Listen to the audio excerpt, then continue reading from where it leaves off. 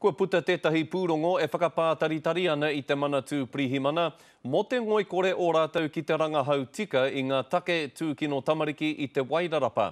Ko te pūrongo tuarua tēnei a te rōpū whanonga Pirihimana, i whakaterea i te rānei. Hea i ki te Pirihimana matua a Howard Broad, he mea pōuri tēnei i roto i te hītori o te manatū Pirihimana. It's a sad chapter in our history.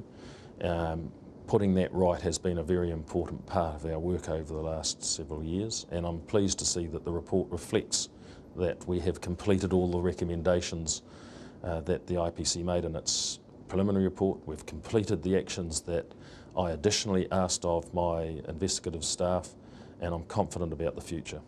I nei, kua tīmata i te manatū Pirihimana tētahi rangahau, kia kite ake ai rātou mena e mahi huna ana e tahi Pirihimana.